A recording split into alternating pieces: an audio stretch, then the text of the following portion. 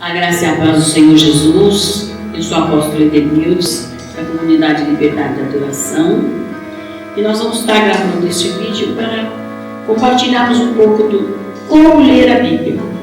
A Bíblia é uma porção de livros que foram feitas em épocas diferentes. Na hora de encadernar, nem sempre foi colocado na ordem da escrita.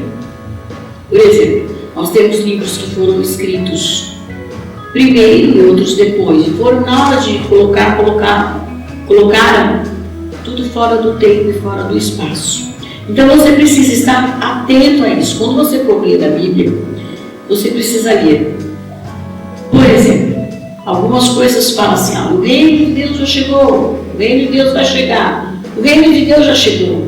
Então você tem que, quando for ler, estar atento a que época aquilo foi escrito.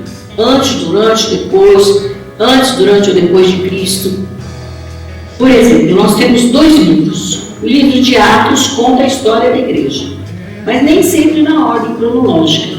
O livro de Apocalipse é totalmente fora da ordem cronológica, na ordem que foi escrito, na ordem que foi os acontecimentos. Então nós vamos ver uma porção de coisas para que a gente possa estar entendendo como ler a Bíblia. Vamos ver. A Bíblia ela foi dividida em 3 etapas. Antes de Cristo, durante o período de Cristo, foram mais ou menos uns 33 anos, e após Cristo Jesus.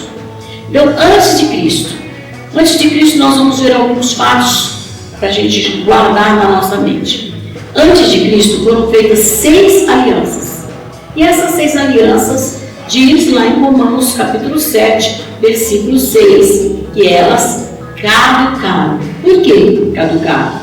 A palavra do Senhor diz lá em Hebreus que muda-se a lei, muda-se o sacerdote, ou melhor, muda-se o sacerdote, muda-se a lei. Então, cada vez que era nomeado alguém responsável pelo povo, por Deus, Deus dava uma aliança para que aquele povo cumprisse aquelas tarefas, aqueles deveres, mas ninguém conseguiu cumprir.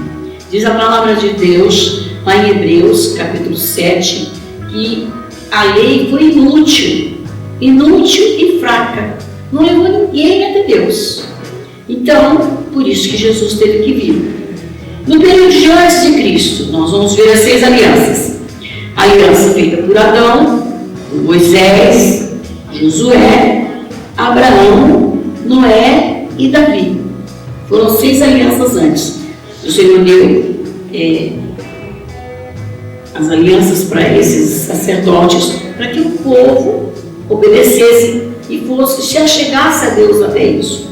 Não levou ninguém a Deus. A lei só fez fazer com que as pessoas tivessem noção de pecado, do que desagradava a Deus. E aí nós vamos ver que essas leis duraram até João Batista. João Batista ele fala assim: eu vos anuncio o evangelho do reino de Deus, mas virá aquele, após mim virá aquele que é maior do que eu não sou digno nem de desatar as sandálias. Ele estava falando sobre Jesus Cristo. Então, as leis, o tempo da lei foi até João Batista. João Batista agora ele batiza Jesus porque era um ritual judaico. Todos teriam que se arrepender dos pecados e serem batizados, apesar de Jesus não ter pecados. Mas ele, para cumprir a lei, ele teria que batizar Jesus. E aí Jesus começa o ministério de 3 anos. O ministério, aí é onde há a diferença. Jesus, ele tinha o Espírito Santo. E quando ele é batizado nas águas, ele recebe a plenitude do Espírito Santo.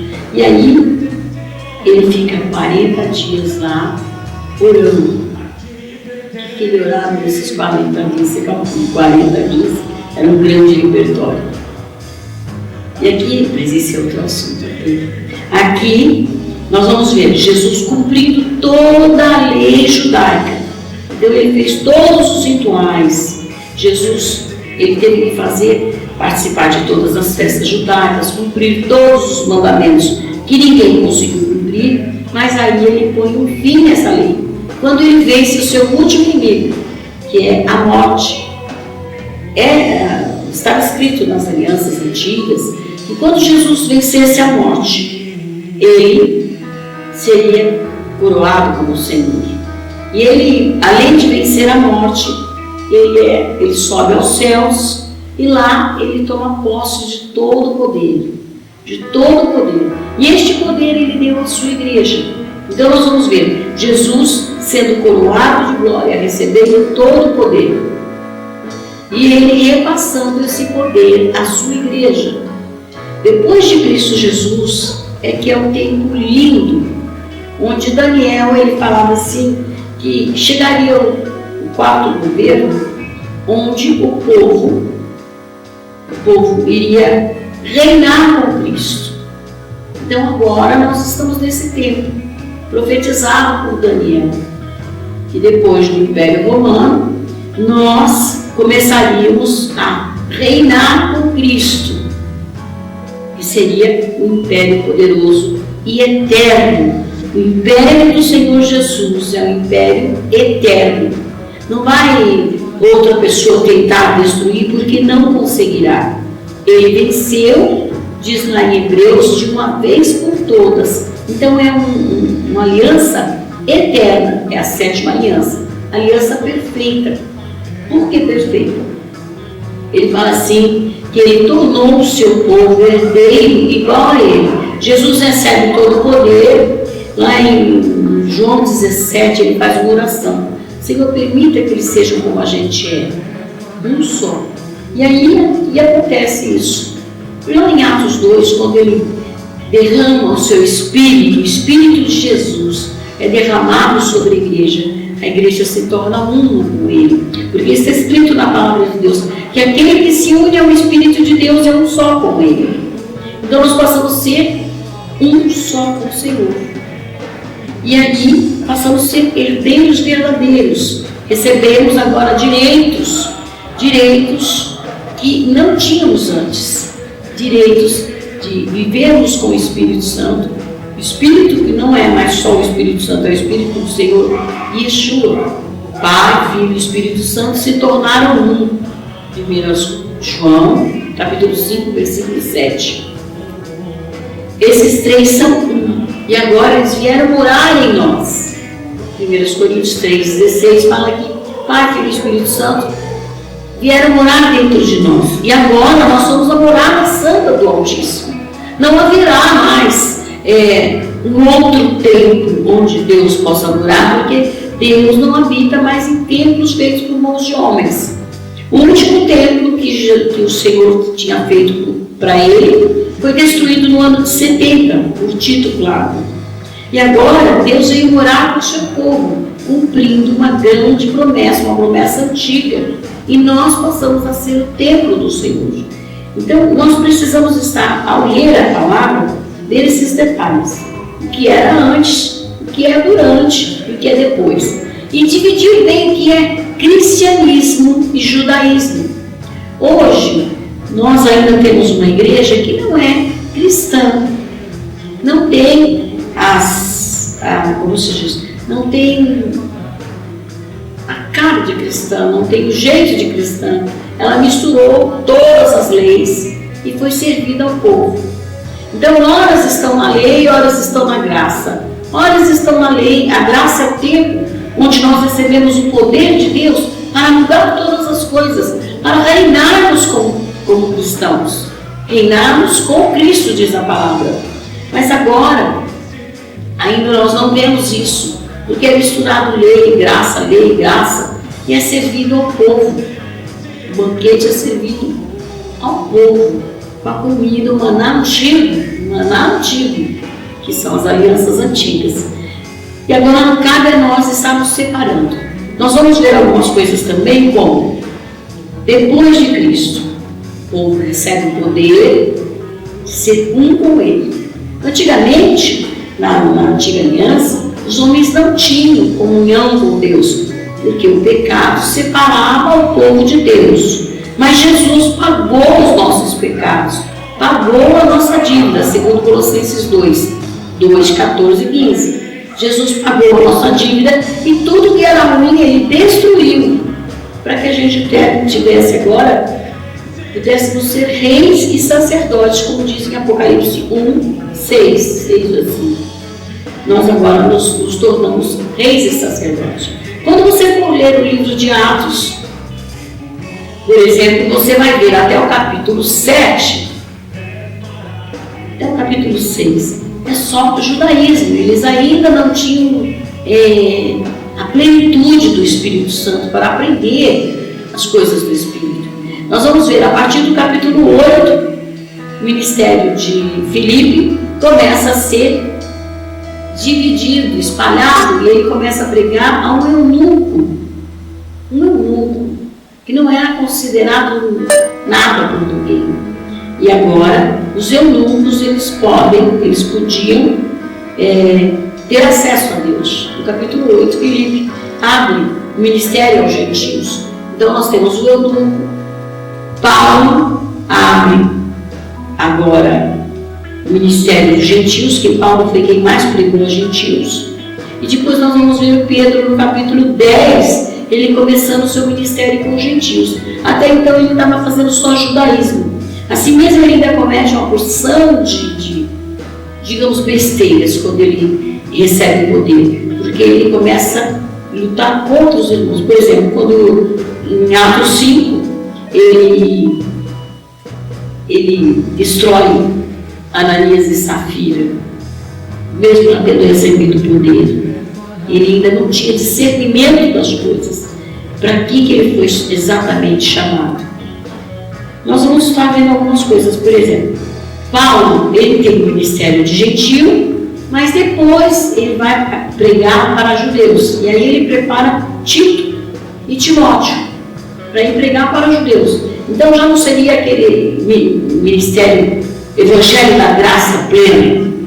Ele começa devagarinho, dando dosagens pequenas para poder introduzir o Evangelho verdadeiro, pleno, na sua plenitude. Nós vemos aqui algumas coisas muito interessantes, como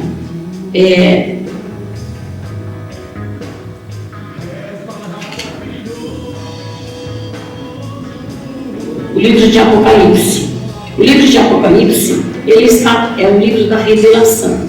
Você vai passar a entender bem a Bíblia quando você começar a entender Apocalipse. Por quê? Ali falam todas as revelações dos últimos tempos. Se você for ver, os últimos tempos foram os tempos que Jesus entra e refaz, inclusive, a humanidade. Ele refaz céu, terra, inferno. Ele refaz todas as coisas pelo poder do seu Espírito. Então nós vamos estar vendo isso em Apocalipse. Todas as profecias já sendo cumpridas. E uma das maiores profecias a serem cumpridas é eu e você tomarmos posse do que somos, da herança que recebemos.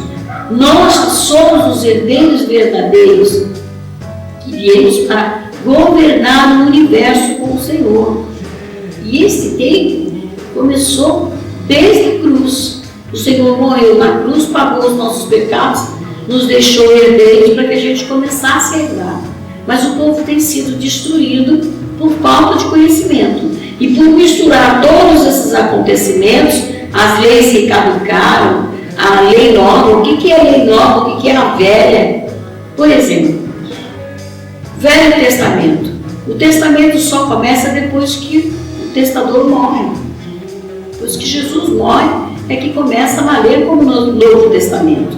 Então, a vida de Jesus ainda não é Novo Testamento. A vida de Jesus é um período de transição das leis antigas, onde o Espírito Santo não habitava na terra, ele só veio visitar algumas vezes, para um período onde o Espírito do Senhor, o Espírito Pai, Filho e Espírito Santo são derramados sobre a igreja.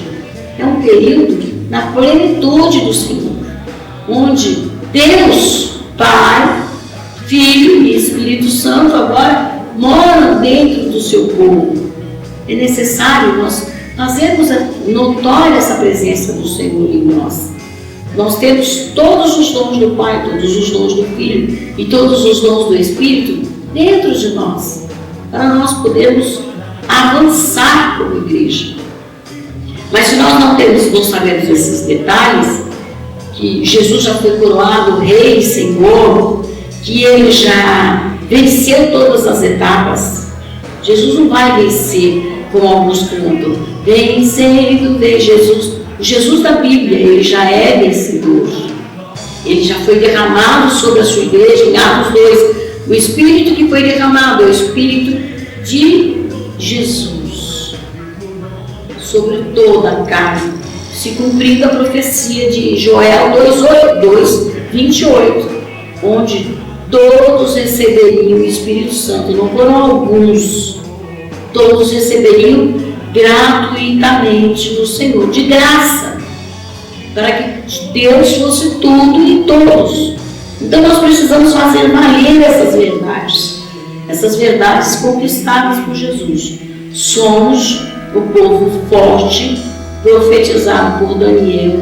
Por que somos fortes? Porque temos em nós Deus Todo-Poderoso, todo poder. Nós somos herdeiros legalmente de todo o poder do Pai, de todo o poder do Filho. Romanos 8 fala isso. Romanos 8, ele diz, Romanos 8:17. Vamos ver aqui. Romanos 8, capítulo 17, versículo 17, ele diz assim: ora, se somos filhos, somos também herdeiros, herdeiros de Deus e co-herdeiros com Cristo.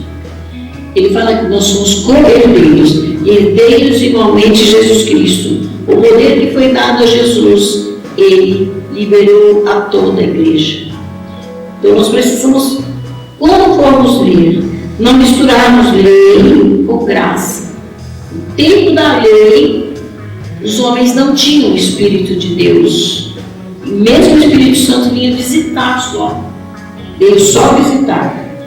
Depois nós temos o período de Jesus, onde ele cumpre o judaísmo e entra na graça. O que é graça? Graça é você viver com todo o poder do Pai. Romanos 6, versículo 12 em diante. Romanos 6, versículo 12 fala: todos os dons do Pai estão em você. Efésios 4, 11. Todos os dons de Jesus estão em você. E 1 Coríntios capítulo 12, todos os dons do Espírito Santo estão em você. Então isso tem que fazer a diferença. Isso é a diferença, isso é viver em graça. Algumas pessoas falam assim: eu não quero o dom do Espírito, eu não quero. Como você não quer o dom do Espírito? Não existe o Espírito Santo sem dom. E não existe mais o Espírito Santo sozinho. Os três tornaram a ser um só. Pai, Filho e Espírito Santo. Então não tem como você ir ao Pai se não for através de Jesus. Não tem como você chegar a Jesus se não for através do Espírito Santo. E não tem como você chegar até o Espírito Santo se não for através do ungido de Deus, que precisa saber usar o seu poder. Quando você aprender a usar todos os dons que o Senhor deixou para mim e para você, quando nós aprendemos a usar todos esse poder, vamos estar reinando com Cristo para sempre. Amém? Obrigada, até a próxima.